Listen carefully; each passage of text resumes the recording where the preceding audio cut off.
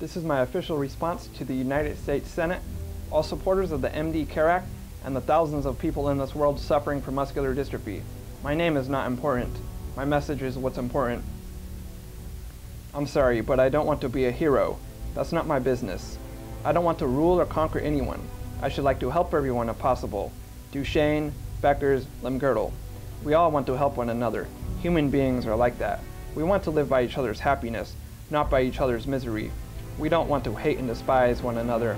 In this world there is room for everyone, and the good earth is rich and can provide for everyone. The way of life can be free and beautiful, but we have lost the way. Greed has poisoned men's souls, has barricaded the world with closed minds, has goose-stepped us into misery and death. We have developed speed, but we have shut ourselves in.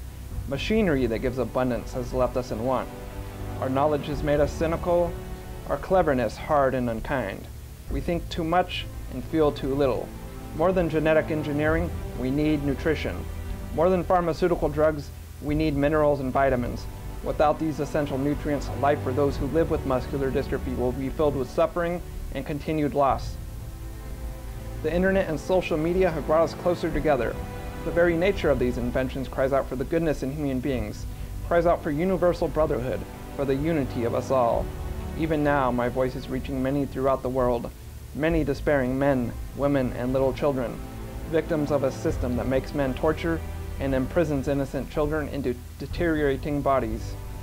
To those here who can hear me, I say, do not despair. The misery that is now upon us is but the passing of greed, the bitterness of men who fear the way of human progress. Parents, don't give yourselves to only listening to Western medicine, which enslaves you, regiments your lives, tells you what to do, what to think, and what to feel, which diets you and treats you like cattle for profit.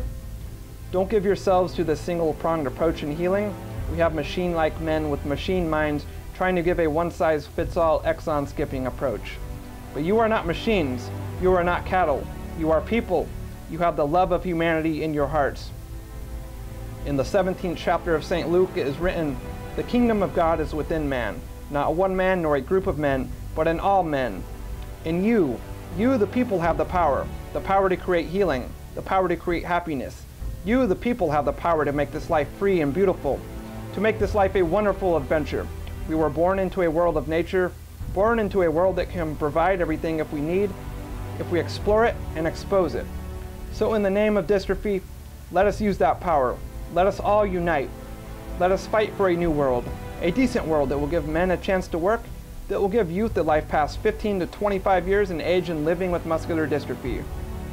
Now let us fight to fulfill that promise. Let us fight to free the world, to do away with greed, bias, and intolerance.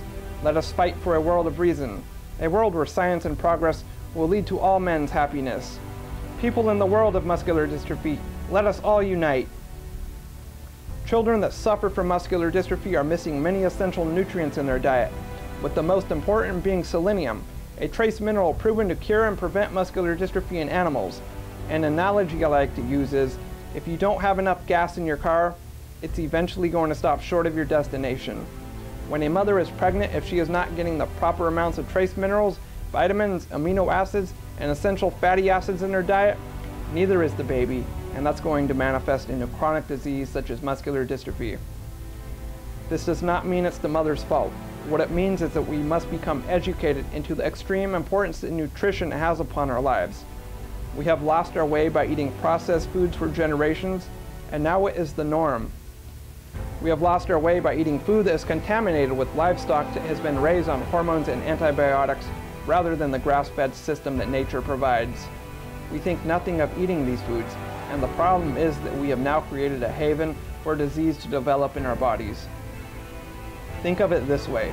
From root word derivation, dystrophy's meaning from 3,000 years ago meant imperfect or faulty nutrition, and the only way to perfect that nutrition is to get all the nutrients you need in proper amounts. Yet, currently, it's impossible to get every essential nutrient from foods alone.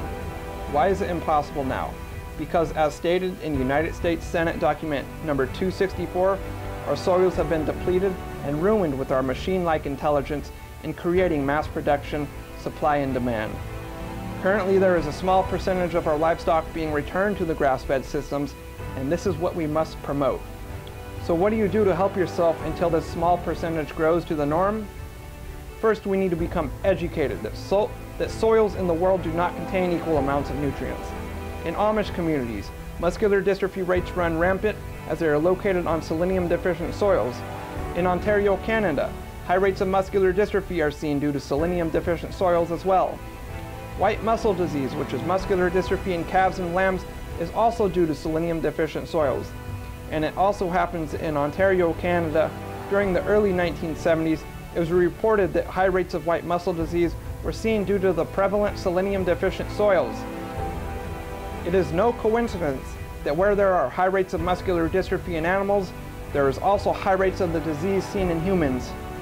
The mistake people make today is not realizing what cures muscular dystrophy in animals, because naturally, if every individual or family that is affected by this horrible disease knew this fact without being led away by being brainwashed into putting their hopes into drugs, and more drugs, then I would be confident enough to say muscular dystrophy could be wiped out this generation. Every mother that has already had a son or daughter with muscular dystrophy would no longer be in fear to birth another child. The fear of having another child with muscular dystrophy would be gone. Sisters or brothers with muscular dystrophy would no longer have to worry about their child having the disease.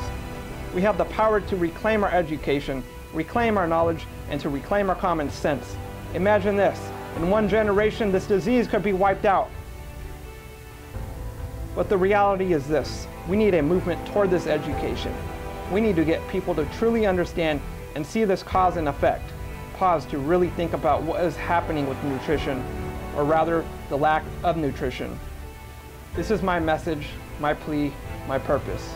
Thank you.